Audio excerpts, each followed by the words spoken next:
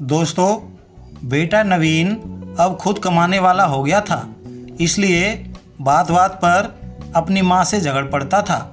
ये वही माँ थी जो बेटे के लिए पति सुबोध जी से भी लड़ जाती थी, मगर अब फाइनेंशियली इंडिपेंडेंट बेटा नवीन पिता सुबोध जी से कई बार समझाने पर भी इग्नोर कर देता था और कहता था, यही तो उम्र है शौक करने की, खाने की, पहनने की।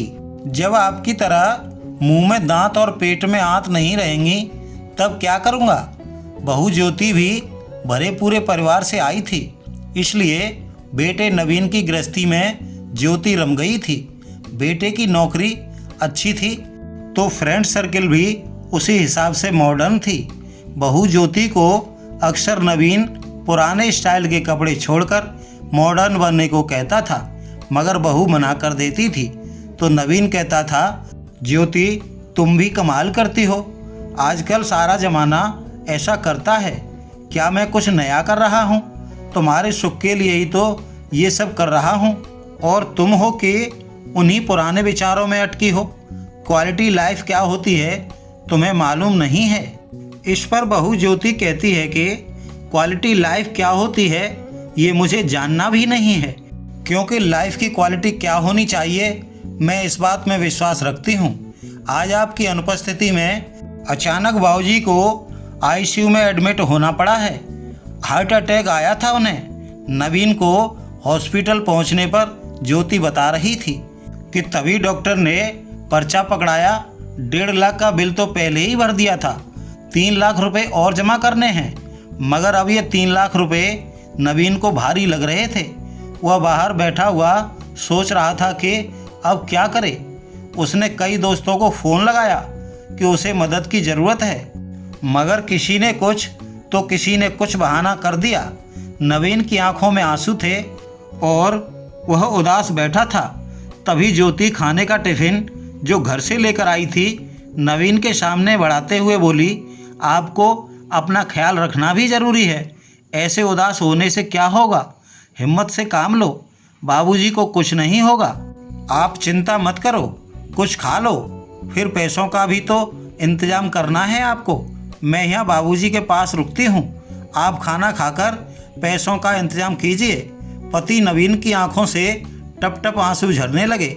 ज्योति फिर बोली, मैंने कहा ना, आप चिंता मत कीजिए। जिन दोस्तों के साथ आप मॉडर्न पार्टियाँ करते हैं आप उनको फ़ोन कीजिए, देखिए तो सही कौन कौन मदद को आता है। पति नवीन खामोश और सूनी निगाहों से ज़मीन की तरफ देख रहा था कि ज्योति का हाथ उसकी पीठ पर आ गया और वह पीठ को सहलाने लगी। तो नवीन बोला, सबने मना कर दिया, सबने कोई ना कोई बहाना बना दिया ज्योति। आज मुझे पता चला कि ऐसी दोस्ती तब तक की है जब तक कि जेब में पैसा है। किसी ने भी हाँ नहीं कहा, जबकि उनकी पार्टियों पर मैंने लाखों रुपए उड़ा दिए, नवीन कहने लगा। इस पर ज्योति बोली, इसी दिन के लिए तो पैसे बचाने को माँ बाबा कहते थे। खैर कोई बात नहीं, आप चिंता मत करो, सब ठीक हो जाएगा। कितना जमा करना है? तो नवीन बोला, अभी तो तनख्वाह मिलने में भी समय है, आखिर चिंता कैसे ना करूं ज्योति। तो ज्योति ने कहा, तुम्हारी ख्वाहिशों को मैंने संभाले रखा है नवीन। क्या मतलब? मतलब ये कि तुम जो नई नई तरह के कपड़ों और दूसरी चीज़ों के लिए मुझे पैसे देते थे वो सब मैंने संभाल रखे हैं।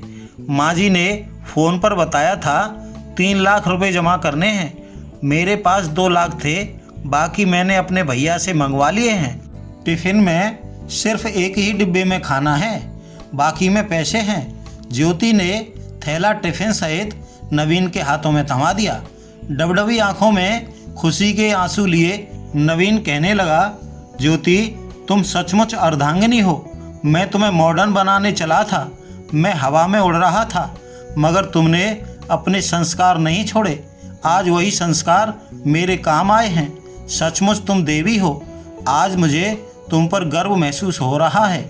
सामने बैठी हुई सासू माँ की आंखों में आंसू थे। उसे आज खुद के नहीं बल्कि पराई माँ के संस्कारों पर नाज हो रहा था और वो बहू ज्योति के सर पर हाथ फेरते हुए और ढेर सारी दुआएं देते हुए ऊपर वाले का शुक्रिया अदा कर रही थीं। दोस्तों, कहानी यहीं पर समाप्त होती है। कहानी आपको पसंद आई हो तो लाइक शेयर जरूर कीजिएगा। मिलते हैं अगली कहानी में, तब तक के लिए आप सभी को प्यार भरा नमस्कार।